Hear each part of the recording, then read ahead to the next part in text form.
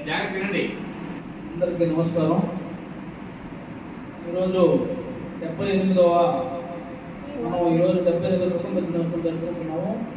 దానికి ముఖ్య అతిథిగా వచ్చినటువంటి మన గ్రామ సర్పంచ్ జగన్నాథ లక్ష్మణ్ గారికి, కమిటీ చైర్మన్ లావణ్య గారికి, మన శ్రవంతి గారికి, అంజనీదేవి గారికి, పాలమ్మ గారికి, పెంచినమ్మ గారికి అందరికీ ధన్యవాదాలు.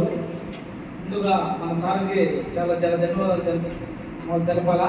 చదువుగా ఉన్న టైము మేము చదువుకునే రోజుల్లో బెంచీలు లేవు, ఏం లేవు. ఇప్పుడు అంగన్వాడి ఉంది కదా, అక్కడ మేము చదువుకుంటుంది. ఈ విధంగా సారు ప్రతిరోజు చెప్పేవాడు, మనకు చదువు చెప్పేవాడు. కానీ ఈ విధంగా ప్రోగ్రామ్స్ కానీ ఊరు పెట్టేవాళ్ళు కాదు. ఇంతకుముందు ఏ సార్ కూడా, ఇంతకుముందు సార్ వెంకయ్య సార్ కూడా మామూలుగా రోజు పడుకుంటే బాగా చదువు చెప్పేవాళ్ళు. ఇటువంటి ప్రోగ్రామ్స్ అయ్యేం లేదు. మన సార్ బాగా ప్రోగ్రామ్స్ అవి పెట్టుకున్నారు. దాన్ని స్ఫూర్తిగా తీసుకుని బాగా చదవాలా. నేను చదవకే అది కూర్చోను.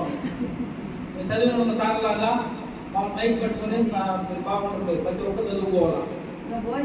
ప్రతి ఒక్కరు ఖచ్చితంగా ప్రతి ఒక్కరు బాగా చదువుకోవాలి.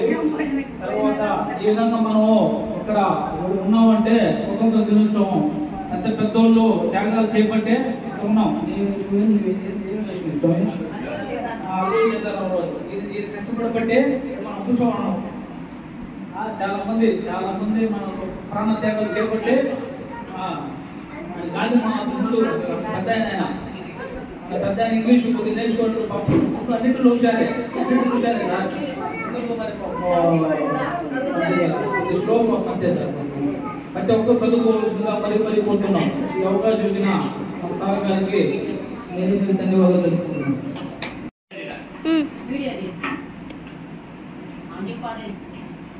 వేదికను అలంకరించిన పెద్దలకు, ఉపాధ్యాయులకు నా నమస్కారాలు, పిల్లలకు నా శుభాశిషులు. ఈరోజు మనం 78వ స్వాతంత్ర దినోత్సవ వేడుకలు జరుపుకుంటున్నాము. ఆగస్టు 15వ తేదీ ప్రతి భారతీయుడికి ముఖ్యమైన రోజు. వ్యాపారం కోసం భారతదేశంలో అడుగుపెట్టి బ్రిటిష్ దేశస్తులు మన దేశాన్ని ఆక్రమించుకొని దోచుకున్నారు. ఎందరో వీరుల ఫలితంగా మనకు స్వాతంత్రం వచ్చింది. అందులో ముఖ్యంగా గాంధీజీ, జవహర్లాల్ నెహ్రూ, అల్లూరి సీతారామరాజు, సుభాష్ చంద్రబోస్ మొదలైన వాళ్ళు ఉన్నారు.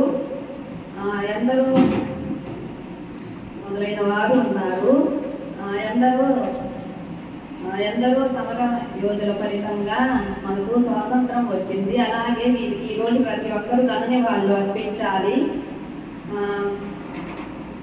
ఎందరో సమర యోధుల కృషిని వృధా చేయకుండా మన వంతుగా మన దేశ ఉన్నతికి మనం కృషి చేయాలి.